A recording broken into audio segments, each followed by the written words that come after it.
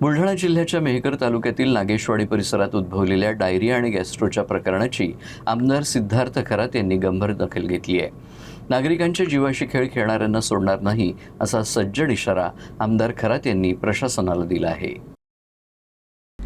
बुलढाणा जिल्ह्याच्या मेहकर तालुक्यातील काही गावांमध्ये गॅस्ट्रोची साथ पसरली आहे. आतापर्यंत 44 नागरिकांना गॅस्ट्रोची लागण झाली असून 18 रुग्ण मेहकर ग्रामीण रुग्णालयात तर 26 रुग्णांवर जानेफळ येथे उपचार सुरू आहेत. सर्व रुग्णांची प्रकृती स्थिर आहे. दरम्यान आमदार सिद्धार्थ खरात यांनी मेहकर ग्रामीण रुग्णालय तसंच जानेफळ येथील आयुष्यमान आरोग्य मंदिराला भेट देत रुग्णांची विचारपूस केली. आमदार खरात यांनी डॉक्टर्स आणि आरोग्य अधिकाऱ्यांशी चर्चा करत औषधांचा साठा, उपचार व्यवस्था आणि आरोग्य यंत्रणेचा आढावा घेतला.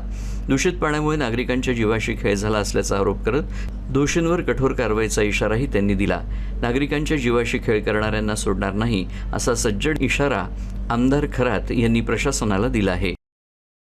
नाही, ही गोष्ट खरी आहे की एखाद्या गावामध्ये विशेषतः उन्हाळ्यामध्ये जे पाणी आपण बाहेरून आणतो अशा वेळी त्या पाण्याची जी काही सॅम्पल आहे ते रँडम सॅम्पल घेऊन त्याची तपासणी करणं हे ग्रामसेवक विशेषतः ग्रामपंचायतीचं मूळ मुद्दा ज्या गावामधल्या ग्रामपंचायती आहे त्यांचं काम असतं. ग्रामसेवक असतो, ग्रामविकास अधिकारी ज्याला म्हणतो, आरोग्य सेवक असतो किंवा आरोग्य दूत आपण त्याला म्हणतो. मग हे या लोकांची जबाबदारी, यांनी हे केलं की नाही जरा तपासून घेतो.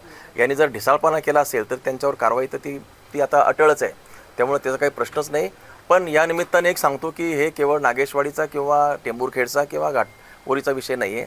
या निमित्तानं मी तालुका अधिकारी जे आहेत, आरोग्य अधिकारी, त्यांना सूचना दिल्या आहेत की जिथून पाण्याचा सोर्स आहे त्या सगळ्या पाण्याच्या सोर्सची तपासणी करा, त्यांचे सॅम्पल घ्या, पिण्यायोग्य असतील तर तेच त्या द्या, अन्यथा त्यामध्ये क्लोरीन कमी असेल किंवा काही जे काही त्याच्यामधले ट्रीटमेंट असतील त्या सगळ्या करण्यासाठी ते आता त्यांना सूचना दिलेल्या आहेत. बघूया, 8 दिवस त्यांना मी दिले आहेत.